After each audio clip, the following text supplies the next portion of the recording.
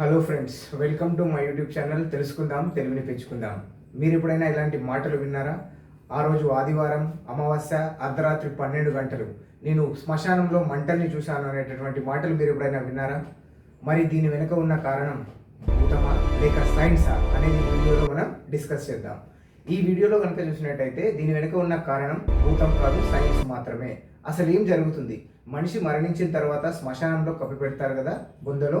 అందులో నుంచి మనిషి శరీరంలో ఉన్నటువంటి కార్బన్ మరియు ఫాస్ఫరస్ వల్ల 2 గ్యాస్లు రిలీజ్ అవుతాయి. ఒకటి మీథేన్ అయితే రెండవది పాస్పిన్. ఈ మీథేన్కు సహజంగా మండే లక్షణం ఉండదు, కానీ ఎప్పుడైతే పాస్పిన్ ఫామ్ అవుతుందో బాడీలో బొక్కల్లో మరియు పళ్ళ లోపల పాస్పిన్ అనే ఫాస్ఫరస్ ఉంటుంది. ఈ ఫాస్ఫరస్ హైడ్రోజన్తో మిక్స్ అయి పాస్పిన్ ఫామ్ అవుతుంది. ఆ పాస్పిన్ బయటకు వచ్చినప్పుడు దీనికి సహజంగా మండే లక్షణం ఉంటుంది. అలా మంటలు రావడానికి కారణం పాస్పిన్ మాత్రమే, కానీ భూతం కాదు నాకు తెలిసినంత వరకు. ఇలాంటి కంటెంట్ కనుక మీకు నచ్చినట్టయితే లేదా దీని మీద మీకు ఫుల్ వీడియో కావాలంటే నేను చేస్తాను, నా యూట్యూబ్ ఛానల్ అప్లోడ్ చేస్తాను. ఒకవేళ దీని మీద ఫుల్ వీడియో కావాలంటే ఒక లైక్ కొట్టండి, ఎస్ అని కామెంట్ చేయండి. ఇలాంటి మరిన్ని వీడియోస్ కోసం నా ఛానల్ని సబ్స్క్రైబ్ చేయండి. Thank you.